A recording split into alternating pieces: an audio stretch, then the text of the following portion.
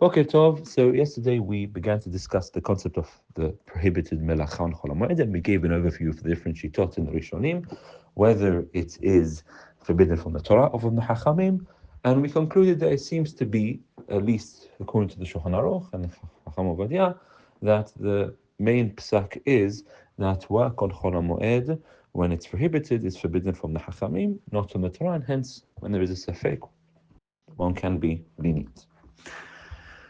Now, we need to understand before going any further the nature of melacha which is forbidden on Chol HaMoed, whether it's Doraita or Rabbanan. The question is, how do we define what is considered forbidden or not? Meaning, on Shabbat, we have clear 39 melachot learned from the Mishkan, as explained in the Gemara and the Hachamim. 39 melachot. Yom Tov is the same, just the Yom Tov. We have special dispensations for Ochel Nefesh. So, all the things we discussed about bishul and kneading and so on and so forth, all the melachot involved, it's clear what the definition of permissible and prohibited work on Shabbat and Yom Tov are. However, what is the definition of permissible or prohibited work on Chol HaMoed? Of course, we're going to learn there are certain heterim, there are certain leniencies. If it's davar ha'aved, for example, if you're going to lose considerable amount of money, we have to define what that means and so on. But before that, what is the nature of what's permitted or forbidden on Chol HaMoed? So here, what we find in the Rishonim is the principle of tirha. And this is really the foundation of the melachot of Chol HaMoed.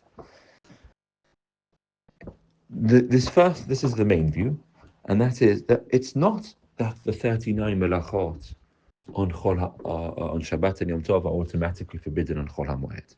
For example, a person just wants to, just striking a match, for example. Now, on Shabbat, you can't do that. On Yom Tov, you can't do that. On Chol HaMoed, that's one of the melachot. Can I do that? So, I'm not talking about striking a match to make food or striking a match to make a fire. Just striking a match just for no particular reason. It's a melacha. You're doing burning something. So, this goes to the root of what Chol HaMoed is about. That the nature of what's prohibited is whether it's tirha or not.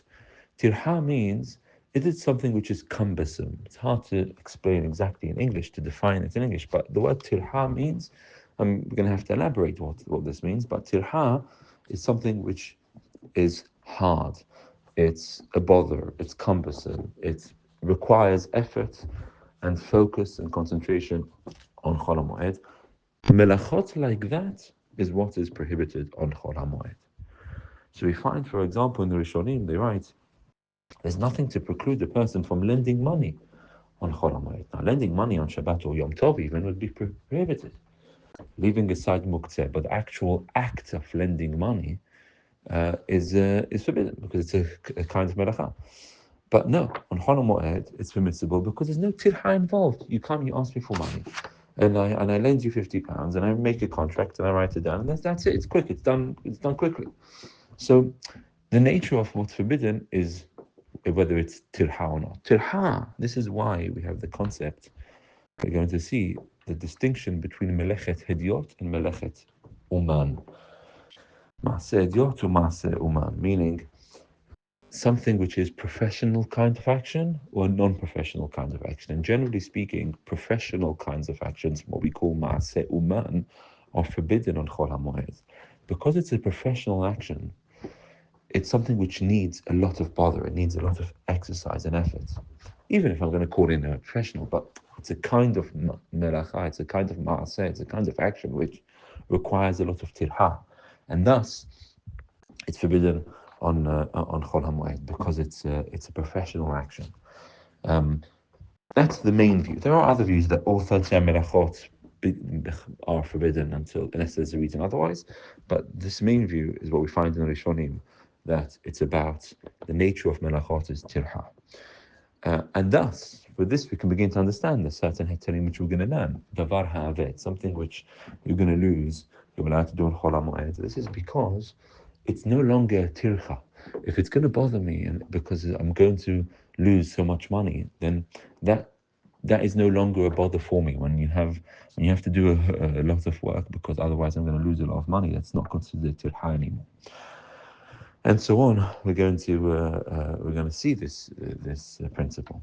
So to conclude, what we've seen today is that the underlying foundation of the melachot of Chol HaMoed. Yesterday we discussed whether it's Doraita or Rabbanan, the prohibition, but today we've seen that what makes it asur or not is whether there is tilha involved or not. Now, according to those who hold that the whole melacha of Chol HaMoed is Rabbanan, this makes sense. Hachamim established this. According to those who hold it's Doraita, you have to say that the Hachamim were given, although the melacha is Doraita, Hachamim were given the ability to decide the nature of what melacha is forbidden. But that's the principle, and B'ezras Hashem, we will develop this.